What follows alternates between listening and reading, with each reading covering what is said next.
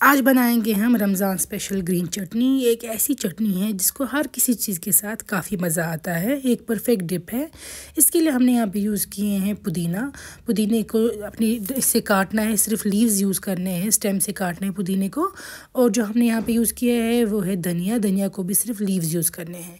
हरी मिर्च मैंने 2 यूज़ की हैं इस रेसिपी में। तो इन सब चीज़ों को हमें मिक्सर ग्राइंडर में ऐड करना है, ब्लेंडर में। तो याद रखिए सिर्फ ये चीज़ें ग्रीन वेजिटेबल्स ही ऐड करनी है, दही ऐड नहीं करना है।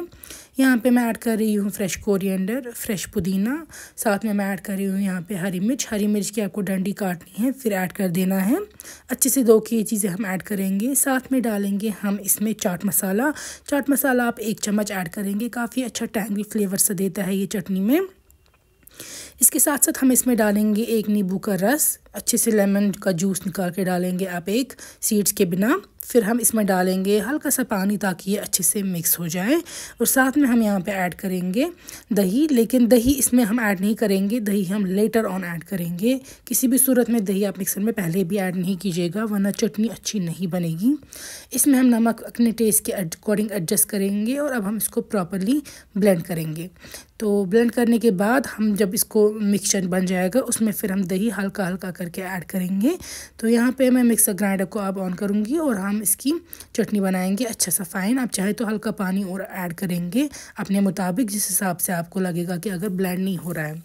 तो यहाँ पे देखिए ये बन गया है फाइन ग्रीन पेस्ट। अब हम इसको किसी बोल में ट्रांसफ़र करेंगे और फिर बोल में ही हम इसको दही ऐड करते जाएंगे। अगर आप मिक्सर में पहले ही दही ऐड करेंगे तो चटनी अच्छी नहीं बनेगी। दही को भी आपको डायरेक्टली इसमें नहीं डालना है, पहले आपको दही को थोड़ा सा विस्क करना है, फेंटना है, क्योंकि वरना इसमें थोड़े से लम्प्स दिखेंगे एंड पे।